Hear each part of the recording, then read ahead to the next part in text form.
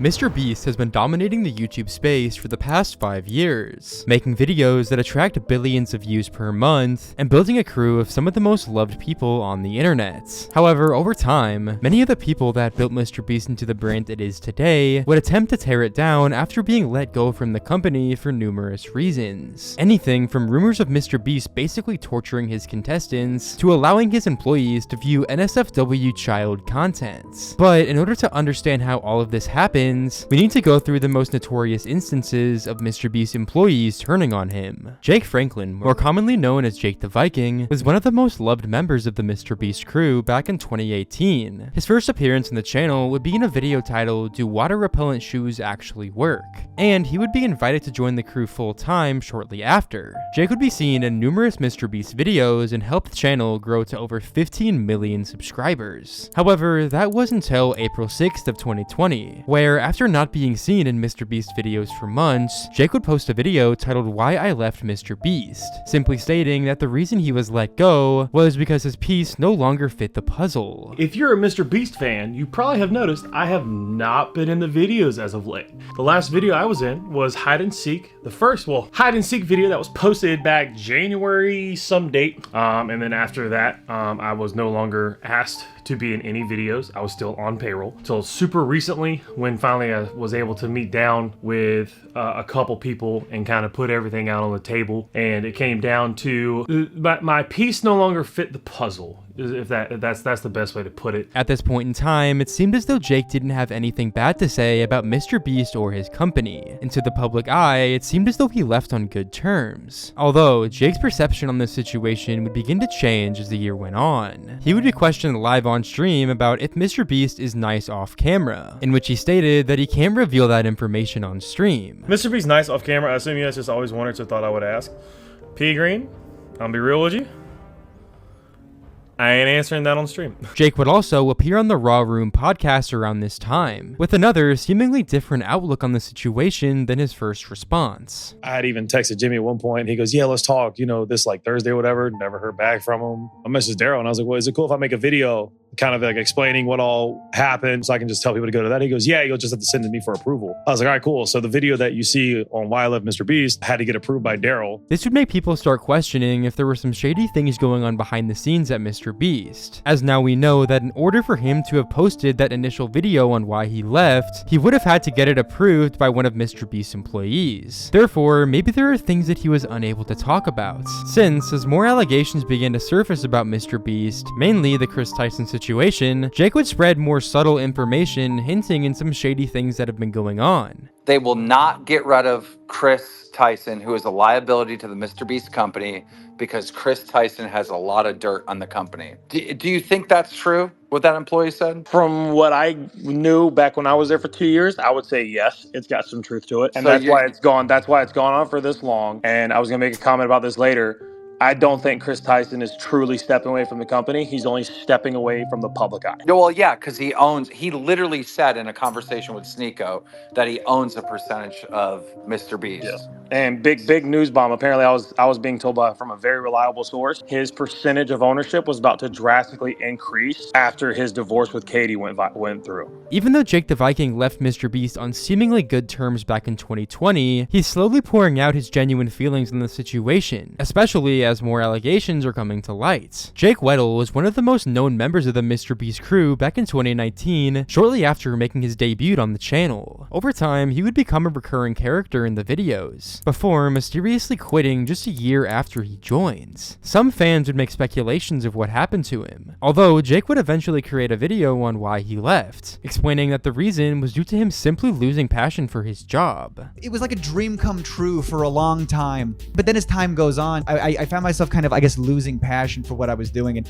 I found myself getting stressed out over things that on paper are ridiculous. Despite him eventually coming back to film a couple videos in mid to late 2021, he would mysteriously vanish once again. Even though the departure between Jake and MrBeast seemed to be on good terms from both ends, that would over time prove to be far from the truth, as Jake would post a video on August 7th of 2024 talking about the terrible working conditions that MrBeast would put his contestants through, even getting his mom on the phone to verify his mental and physical state when working for MrBeast. Do you remember when I came home from that challenge I talked about on that documentary. Describe my physical and emotional state. Oh my gosh.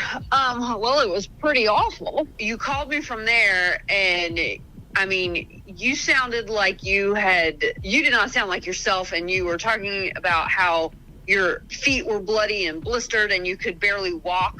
I think it was days before you could actually walk like a human, and you were psychologically struggling. I remember you talking about how the ice cream machine sound would never stop, and it was like screwing with your head, and the lights, they wouldn't turn off, and the ice cream machine smelled like sour milk, so you couldn't escape the smell, the sound, the light, like pretty much all of the things that you would do to like torture somebody. I remember you telling me about how they were, you know, kind of dangling the more prize money in front of your face and telling you to walk on the treadmill, and they said you woke up that day and they said you were going to run a marathon, and you didn't have shoes, number one, and B, you don't run marathons. And then you started talking about how your feet were literally bloody. Said they were going to get you medical help, and they didn't really. They got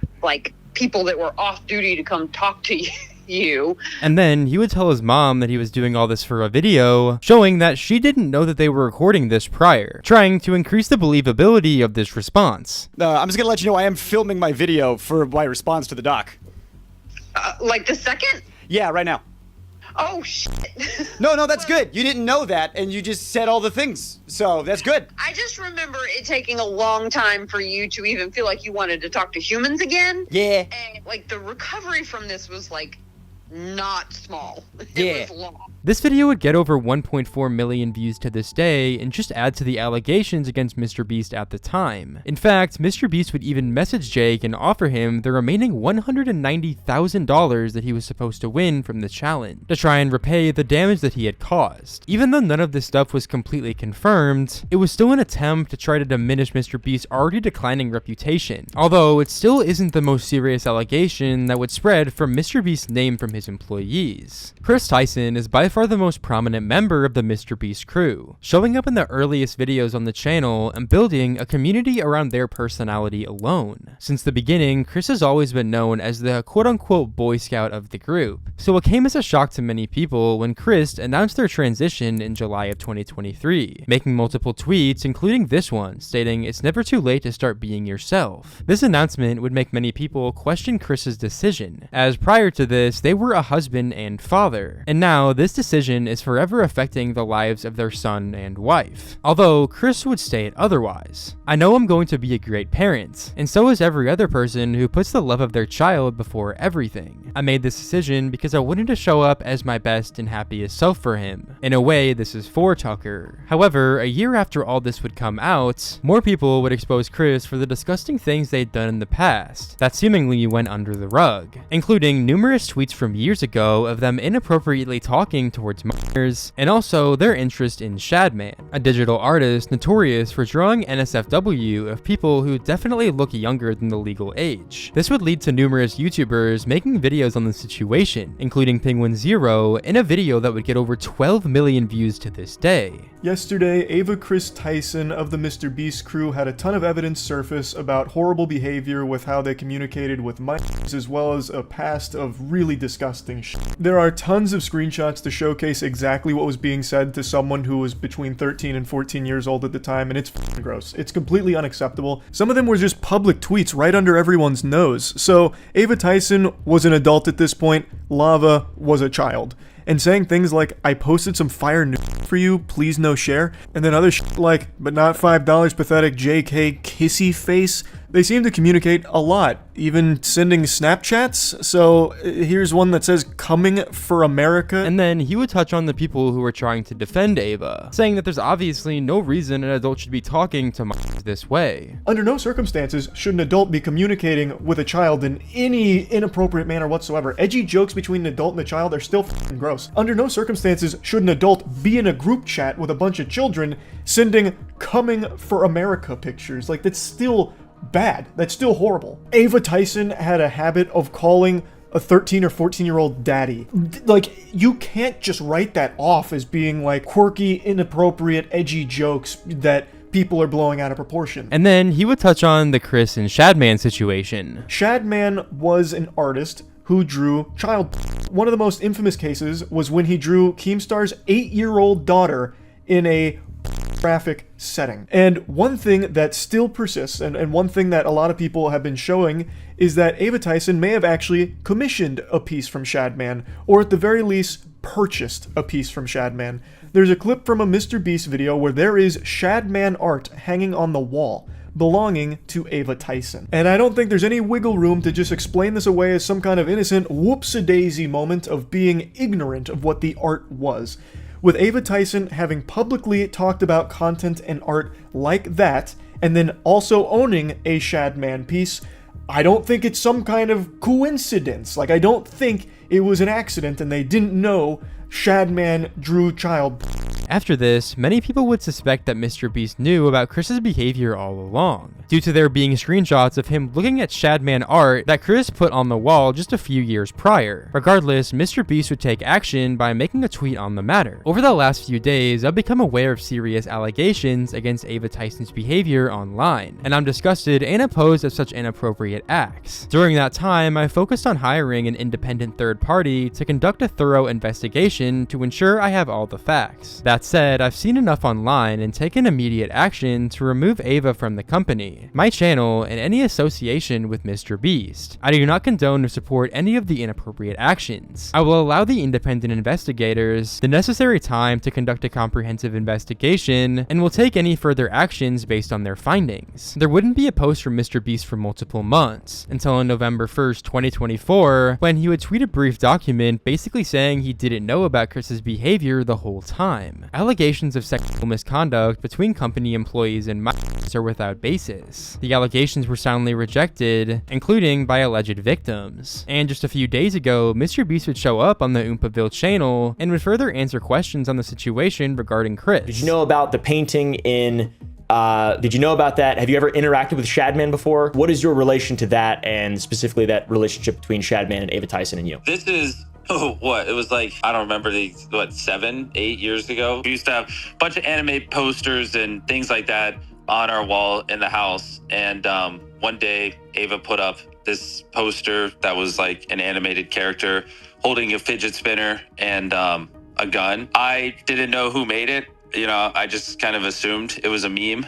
I obviously did not know who Shadman was. I've never spoken with Shadman. I did not buy the poster or commission it or anything. I didn't really think too much of it because we just had like a lot of anime posters and things up, and it was an animated character that was clothed, obviously. And yeah, knowing what I know about Shadman now, it was a very weird thing to buy. I'm not really sure why she bought it. I wish I could give more details. I mean, this was so long ago. Obviously, I don't know the like exact thoughts going through my head, but I just remember, like, I agree, it is a little bit of a weird poster, but I also think like, you know, I had like Naruto posters up, or I had like Code Geass posters, like random animes I used to watch, and like reversed image search and Googled, oh, who made this Code Geass anime poster that's sitting on the wall or whatever. I don't, your first instincts when you just see a poster is not to just go, who made that, and deep dive them. So yeah, are they a pedophile? Yeah. Yeah, exactly. So her buying it is very weird, and I obviously, if I had known what I know now, I would have been like, what the actual It seems as though MrBeast is not going to let up on these allegations against him and continue to spread the narrative that he's innocent. I do believe that he is most likely innocent in this specific situation. However, I guarantee more people will attempt to find evidence of MrBeast's wrongdoings. Overall, Kris has proven to have an insanely negative impact on the MrBeast brands, as well as basically everyone else in this video. After getting kicked off of the crew, and even before in some circumstances, they've contributed to the overall decline in MrBeast's reputation, which begs the question, is he innocent or guilty? And are there any secret or shady things going on behind the scenes? Only time will tell until we get a solid answer. If you guys enjoyed today's video, then do be sure to click this video on screen to learn about the downfall of Sketch.